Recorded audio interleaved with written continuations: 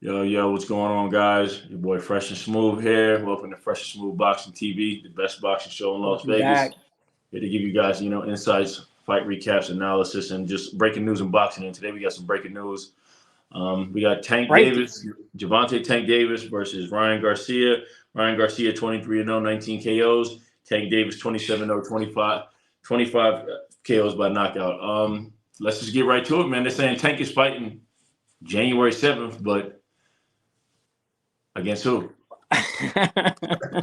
Let's break this down, man. So we're supposed to be happy because we got a deal made, done deal, right? With Tank and Ryan Garcia, and we'll talk about how the way I think the fight's gonna play out and why Ryan Garcia maybe he sees something in Tank, but Tank's got to fight. He's got to fight January 5th, Showtime. But this is absurd to me. How do you post Ryan and like we was talking earlier, and you said, man, if I'm this other dude, I'm trying to take Tank head off now. Because I'm excited, but I'm not excited because for him to come back, obviously it's going to be in DC. DC is a large minority demographic, right? So they're probably going to bring. It's probably going to be. I don't think it's going to be a Mexican fighter. It'll probably be a black fighter that he faces. I'm thinking, right? They're trying to put boots on the undercard, and to sell pay-per-view numbers, you need somebody either undefeated, a big name, a big name, or somebody with he fought what's his name? Rolly wasn't a big name, but Rolly was undefeated and he was dangerous. And it just blew up. It blew up, and they saw. And Rolly could sell a fight. So, but my thing is, how do you announce a fight when the fight is not done? Like, you have unfinished business with somebody else that we don't even know who they are. That's my thing. It's like, who is this guy that he's fighting? So that's gonna be interesting, right? Because he has to fight somebody that's good, decently good. And if you fight somebody that's decently dangerous, and I'm thinking it should be somebody with a nice record, maybe one loss or two at the most, but it still has to be somebody dangerous. Anything can happen. You know what I'm saying? And if I'm that other guy, like if I'm the guy that's just being looked at as a stepping stone to get to Ryan Garcia, I'm doing 17 rounds in the gym. I'm going crazy. I mean, I'm literally like, This is the American Rocky Dream story. He's trying to just win it all. Man. I'm doing it all, man. It's just like, to me, it just doesn't make sense, because why not just make the fight right now? Okay, we're in November. Ryan versus Tank. It didn't make sense to me. I don't know what's going on behind. Why not skip January 7th? I think the January 7th date is something that Showtime needs. Showtime needs a big card. They need to maybe make the money that they're gonna need for the Ryan Garcia fight. I really don't know. They just need to get paid. They need a pay-per-view. They need something. They need something out of Tank before they can pay Tank, before they can lose money, maybe when it comes to having to share the revenue. They got to share money with the Zone or Golden Boy or whoever they're going to have to share the revenue with, the networks. Because obviously the networks got to work together. The networks got to share that money. So before they share money, they're going to use somebody in their own, network, right? In their own Showtime fighter to make a pay-per-view. Basically, it's going to be a whole Showtime card, right? So they're all going to be fighting fighters in the same, all in the same there. Showtime, either PBC, and make a big card, make a lot of money, hopefully, and then make enough money to then being able to have the big showdown with Ryan Garcia. But let's talk about. I heard. Wait! Before you go there, I heard they were aiming for April for these guys to fight. I don't know, man. Yeah, April. I mean, if Tank fights in January 1st, January 7th, if all goes well, because February, he takes January, takes February off. March is training camp again. It's 8-week training camp. That's just if all goes well, man. We can go fall back to 2012 and everything become crashing down like Pacquiao and Marquez 4, and then we got no fight. So these guys are taking a big risk by putting. I think they got a little excited. I think Tank needs maybe him announcing this fight will help him somehow,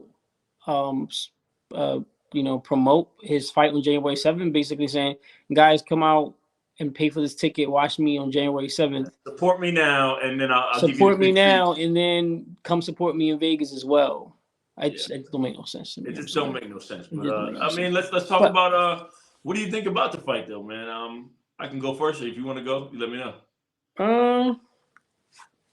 I mean, you could go ahead. I'll tell you what I think afterwards. You ain't gonna like it. I mean, you ain't gonna like it. It does make for a great fight if you ask me. Okay, you look at Mario Barrios. He gave Tank a lot of trouble in them early rounds with his length, and Ryan Garcia is long.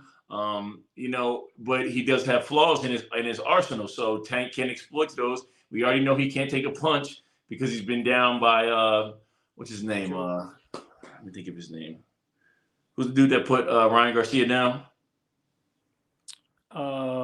Campbell.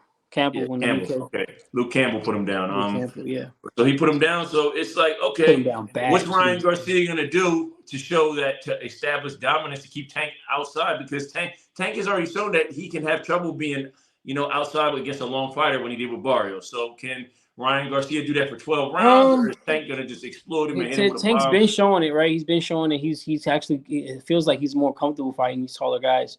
Yeah. But I also feel like the guys that he did fight were in a way I don't want to say cherry picked, but they were picked for him because they felt like, Mario Barrios he was a newly crowned champion at 140. I think he defended it once. He defended once, and he was in a damn near. He almost died in that defense with that guy. That kid was beating the crap out of Mario Barrios. But I think agility wise, they felt like Tank had it in the bag as far as. But he still had a lot of trouble with that too. You know what I mean? That was. But what I'm saying is, and with Mario Barrios and with slipping his name right now, the other Mexican kid that he fought 128 Cruz. Was it not Cruz? Cruz. Not Cruz. 128. The 128. He knocked him out in the corner with the uppercut. Oh, what's his name? I'm losing his name right now. But Santa Cruz. Santa Cruz. Right? Same thing with Santa Cruz, right? Santa Cruz, I just felt he was way too strong for Santa Cruz.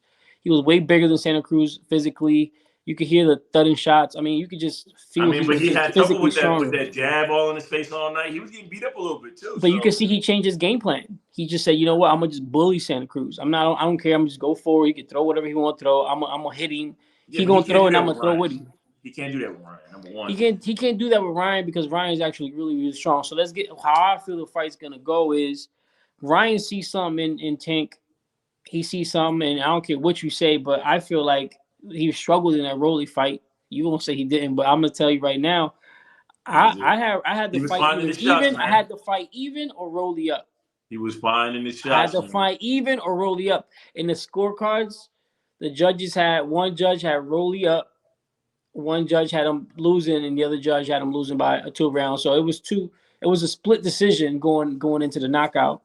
So I think Ryan must see something in Tank, and I think his power, I feel, is going to carry him. I think he feels like Tank's not going to be able to do to him what he did to the last few guys that were tall in length and had a good jab.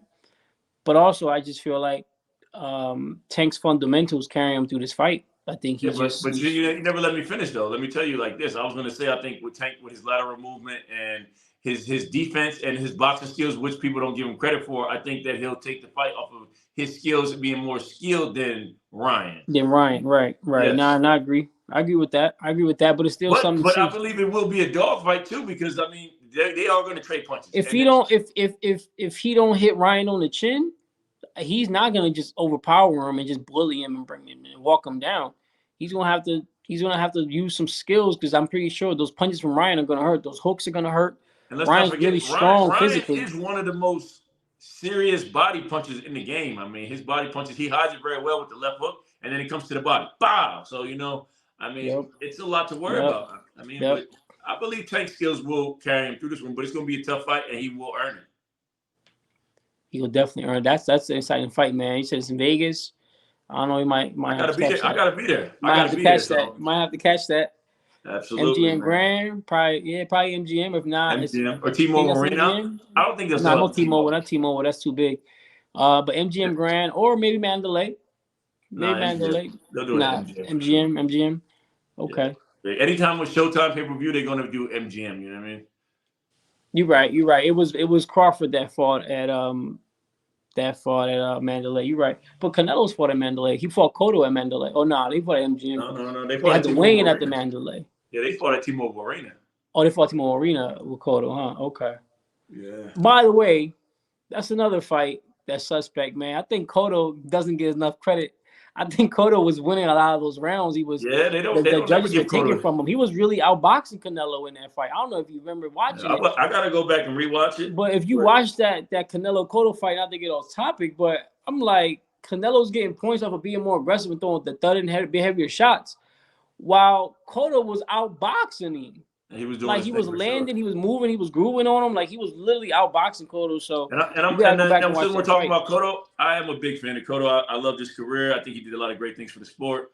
And that fight definitely, I mean, it was closer than they made it seem, for sure. Yeah, that's what I'm saying. So, but anyway, super excited for this Tank and Davis and Ryan Garcia fight. Hopefully I'm excited for Tank and who knows whoever. I'm more excited for Tank and I'm excited for the January 7th card.